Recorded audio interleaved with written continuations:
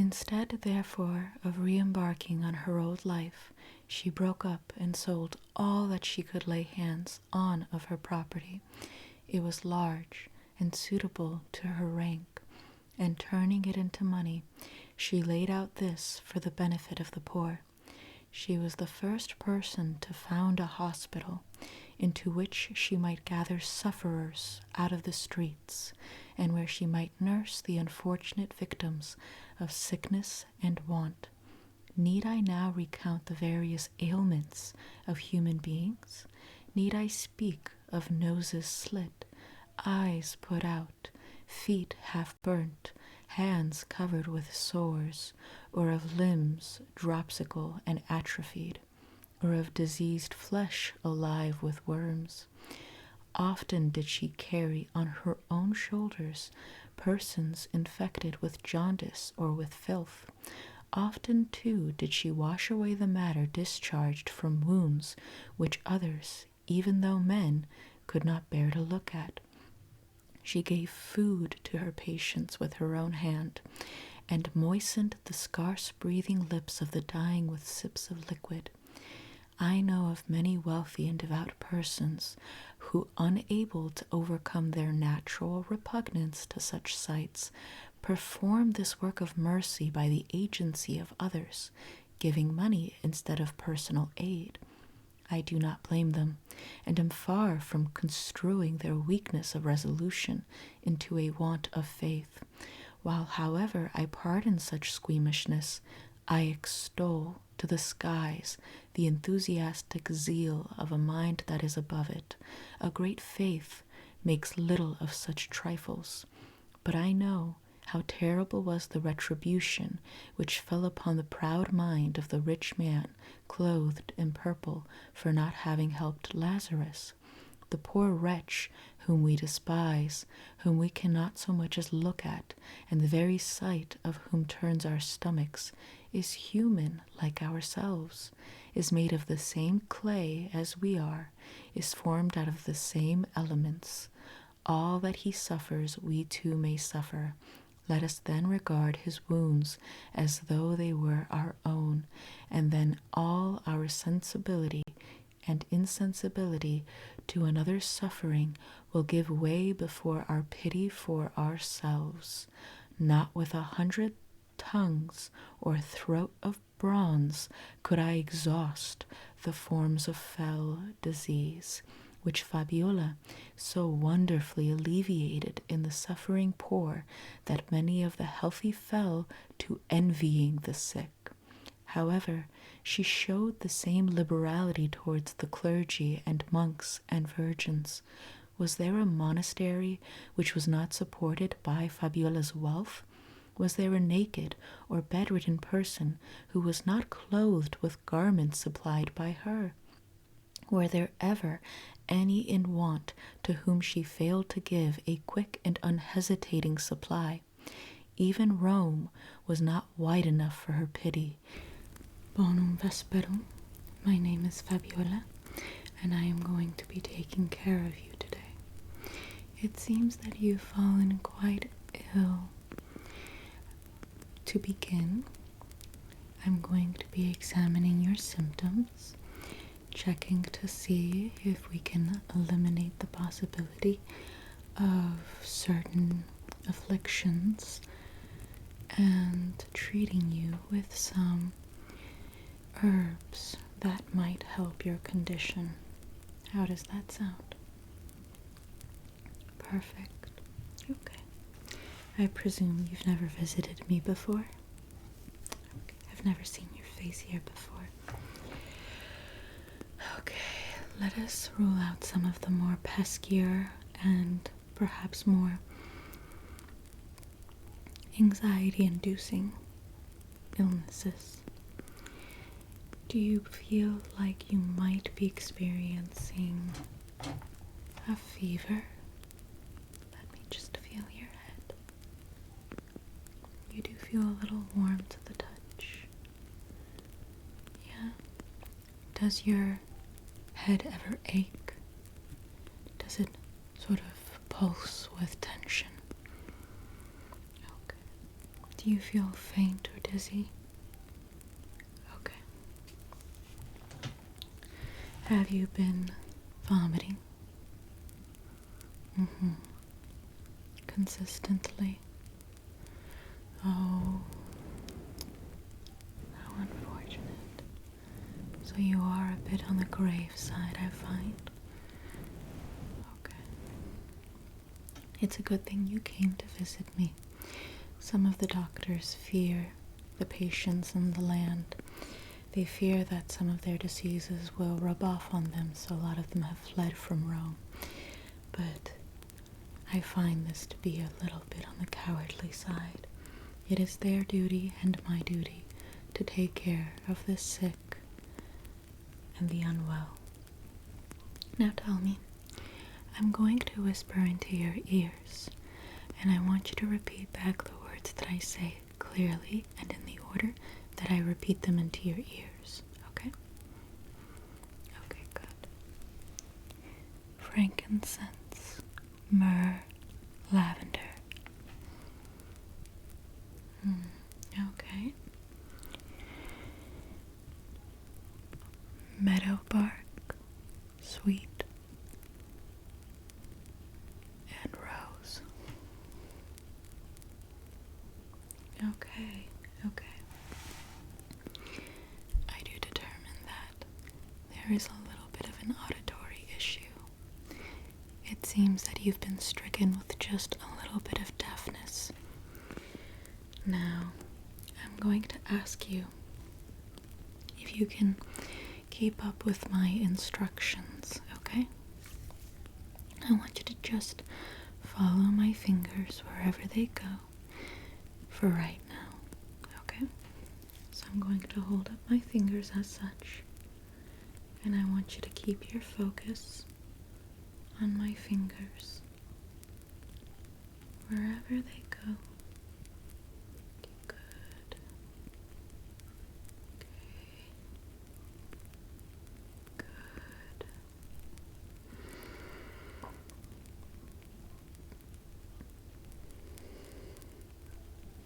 Okay.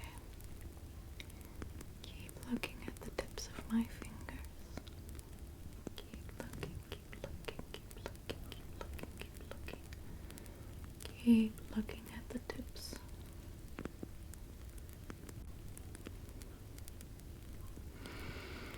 Okay. Very good. Can you tell me how many fingers I'm holding up? Very good. And? Very good. And? Very good. And?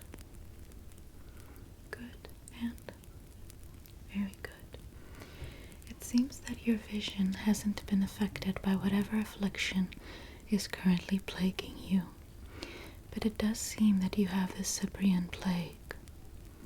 I don't mean to alarm you nor worry you. We will continue examining your symptoms, but if I find some grievous ones, then I'm going to conclude that it might be the Cyprian plague. And, without fret, I will prepare you some herbal remedies and stay by your side as you, in God's will, hopefully recover. Have you been having some incontinence with your stools when you relieve yourself? Is it uncontrollable? It's completely fine to be honest with me. I'm here just as a medical examiner. Okay. I'm going to feel your throat. I just want to make sure that your throat is remaining normal. If I feel any sense of swelling, I will take note of this. So, give me one moment. I'm going to place my hands on your throat, if that's okay. Okay, so I'm just going to feel for anything.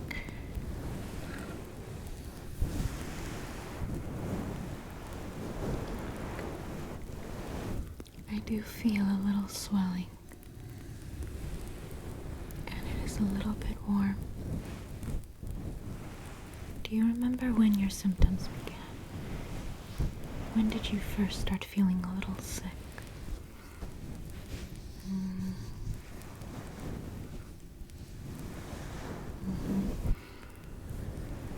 I see. I see. And how did the symptoms begin? It was very light. You were a bit concerned, but you thought it wouldn't be too severe. Okay. I'm going to take a deeper look into your eyes just to make sure that there isn't any sanguine in your eyes. Any of your inner bodily fluids collecting in your eyes. So, stay still for me, please. I'm going to take a look at this eye and lower the eyelid a little bit. And just take a good look to see if perhaps there is just a little bit starting to collect. Just a little bit right there onto the inner corners of your eyes. I'm going to lift up your upper eyelid. Can you look down for me, please? Lower your gaze. Thank you. Yeah. Okay. I'm going to repeat the same process onto your other eye. I'm going to lower this eyelid just a little bit, and I'm going to just check to see if I can find anything concerning. It seems to be about even. There's some sanguine collecting into your inner corner of your eye. I'm going to raise your upper eyelid now, just to check and see. Okay. These are some concerning signs, I'm afraid to say, but fret not. I've seen far worse conditions than yours, and I have seen them make miraculous recoveries here. I assure you that the sanitation in my hospital is almost guaranteed, and that everyone working here is of a merciful and unconditional spirit. So, I'll continue on with your examination, just to make sure that we don't miss anything. I'm going to be examining your legs and your feet. I just want to see if you can still feel anything, okay? So please just raise your leg for me up here. Thank you. Do you happen to feel this?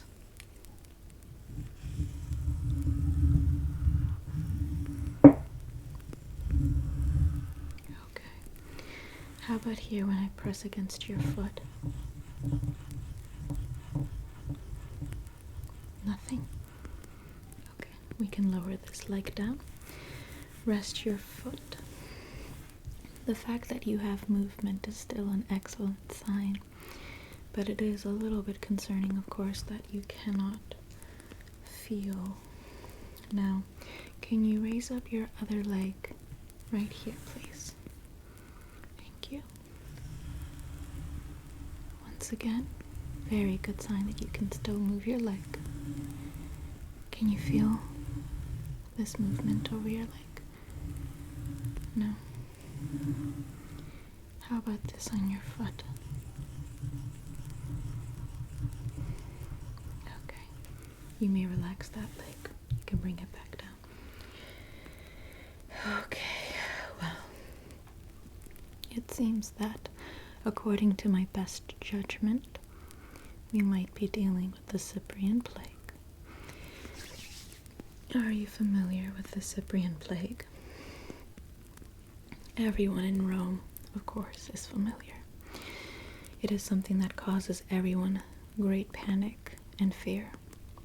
But, thankfully here at my hospital, the first of its kind, no one fears death, no one fears illness, no one fears sickness. It's almost a welcomed challenge to test one's character and faith, and if death were to claim your body, it will only claim your body, but your soul can transcend that experience.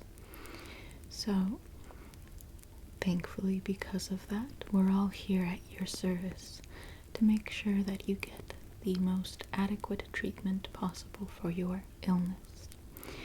I have here some herbs with me that I will be preparing for your betterment. Give me one moment. I'm going to be grounding up some lavender with chamomile, along with some garlic. These will ward off any of the more foul odors from the air and promote a more positive disposition towards healing. They also support the body. After I complete this task, I will also be burning very slightly, very lightly, some frankincense, some juniper, and some rosemary. These are all going to cleanse the air and promote better inhalation. That way, your airways can be given a chance to breathe a little more clearly. And lastly, I will be mixing some meadowsweet, a flower as you know, and willow bark and rose into water and just pressing it upon your skin so that way it refreshes your body and gives you a fair fight. Okay? Good. So, permit me one moment as I gather the garlic. I'm going to use this garlic to once again ground it up into a very healthy concoction. Some lavender.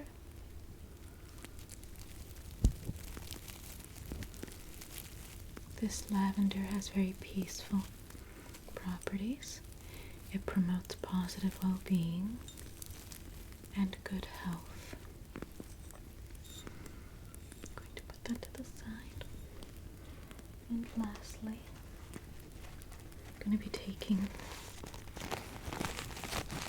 just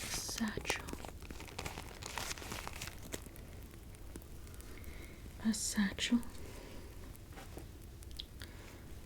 of chamomile and pouring it into the mortar and pestle. So, give me one moment.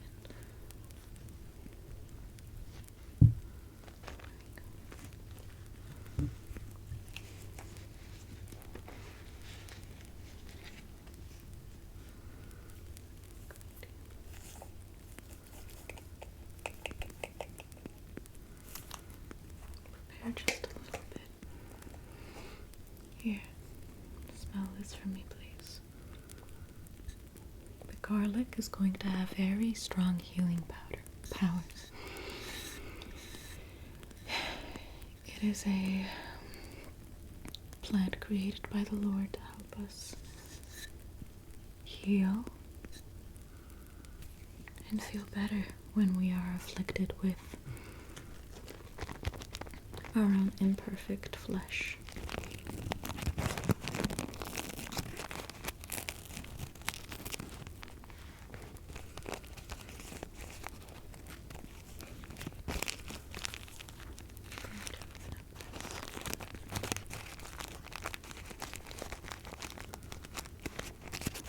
Satchel and pour the chamomile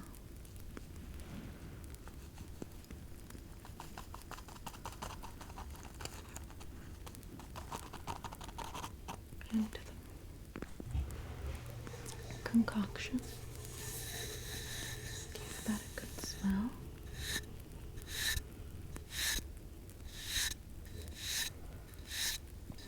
The Lord always provides. And now I'm just going taking a little snip of this lavender and dropping it into the mortar and pestle and returning the lavender back to its place. So now I'm going to ground the spices together.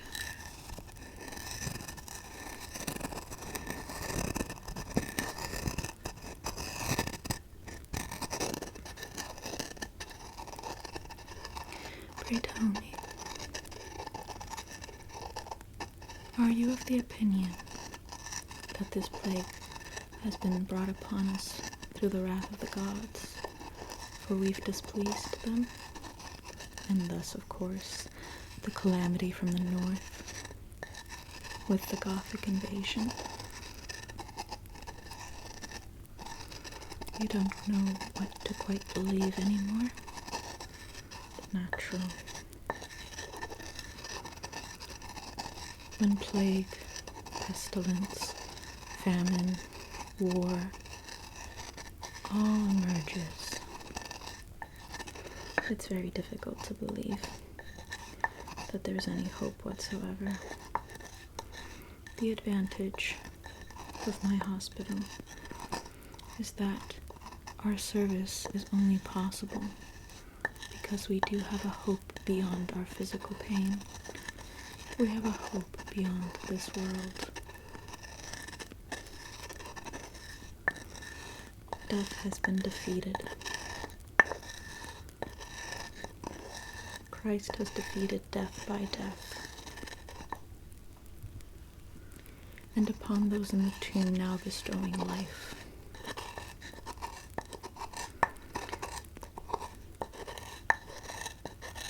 Many of the Hellenists fear this plague because this life is the only thing that they have. But if you fear something so much that you'll lose it, then unfortunately, living in that fear has already cost you that life. Now, if you will please, take a deep inhale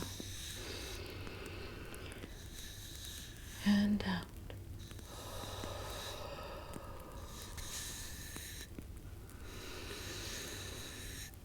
In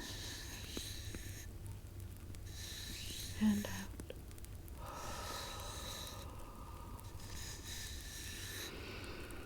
In and out.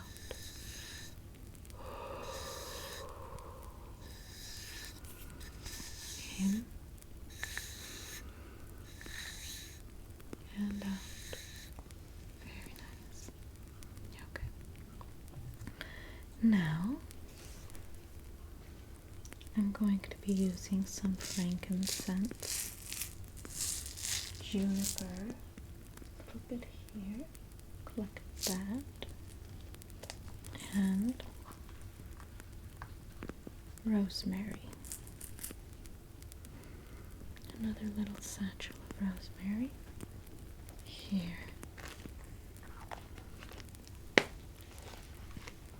Some frankincense.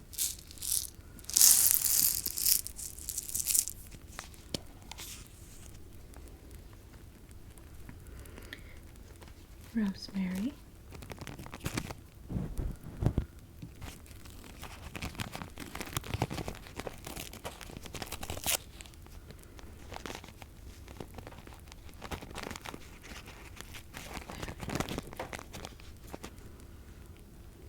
And applying it to the frankincense.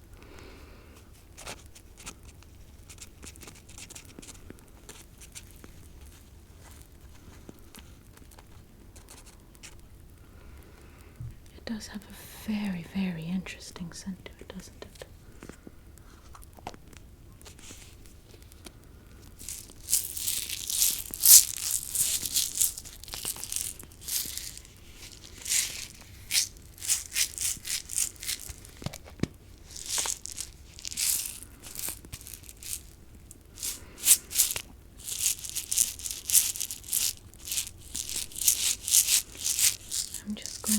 cleansing the air a little bit with the scent.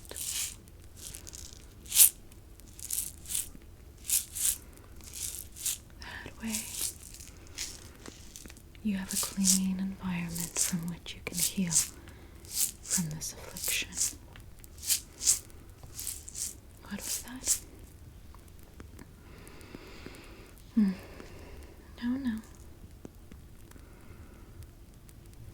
In order to defeat death, one mustn't expect oneself to live a perfect life. We are all imperfect, and we all have our own specific and unique sins and demons with whom we grapple. Focusing on the perfections or imperfections of others is oftentimes a major distraction. I myself have made quite a number of sins and mistakes throughout my entire life, but through repentance and through constant prayer to the Lord, one can hope to lighten one's soul and lift it towards something greater than this world, even though this world does have a lot of beauty to it. I am now going to prepare your bath water. I am going to sponge it onto your face and allow it to cleanse your skin. That way we can clear any of the filth, the sweat, the dirt, and the debris that might have collected. Give me one moment. I have here some water, a sponge,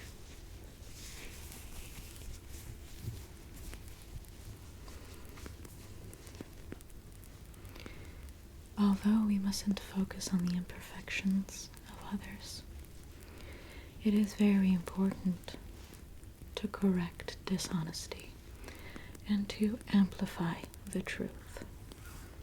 Honesty. Give me one moment. I'm going to collect the meadow sweet, the rose, and the willow brook.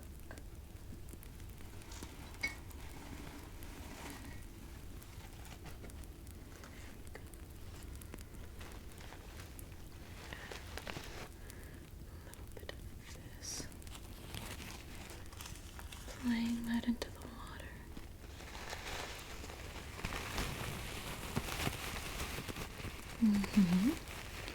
If, for example, someone struggles with temptations of the flesh to a ruinous degree, or to a malicious or cruel degree, but they recognize that it is wrong, and they recognize that it is something that they're trying to correct, or at least not necessarily promote, then that is their demon, that is their sin to grapple with.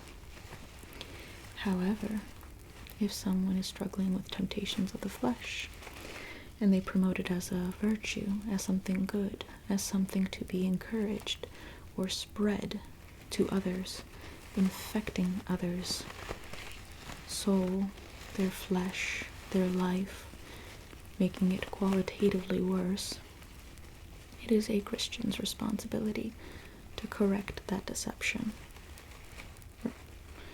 Emphasize the truth, which is that anyone who lives according to the flesh will die by the flesh. And hope that anyone with a soft heart will take heed and not be led astray. For after a certain point, many fools are so blinded by their own selfish pursuits and cruelty that they mistake cruelty for freedom. So now, I am going to apply some of this rose water.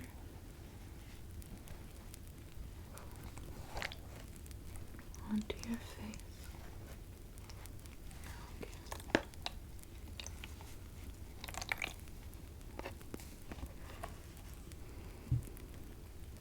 I myself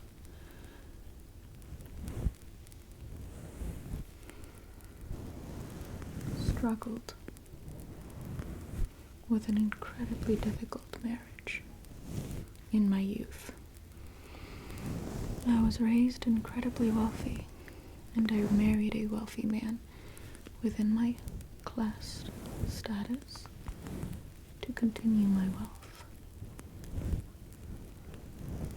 But the love of money is the root of evil. Not money itself, but rather the love of money. He and I divorced, and I lived with my second husband while my first remained alive. My second husband being a very kind man, but also very wealthy. And the guilt consumed me, for I felt my soul split. I felt myself torn in many directions. And once my second husband passed, I devoted my entire wealth to this hospital, and I do have intentions to go to Jerusalem and care for the sick there, offer them just a little bit of hospitality.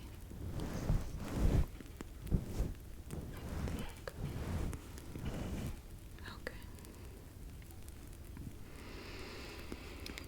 You might have some visits from some of the most caring people here, including Father Jerome, who I studied under, and if they were to have long discussions with you about life and death and hope and suffering with hope rather than hopelessly, is that something that you might feel receptive towards? Excellent. Well, in that case, I will leave you now to rest. Please do take your time. Do not rush yourself. Do not despair, for there is hope. And I will visit you in a little while. Okay. Excellent. Please do rest. Close your eyes. Close your eyes. And take a deep rest. We'll be changing your blankets and giving you new accommodations every day. So that way you have the best chance of recovering.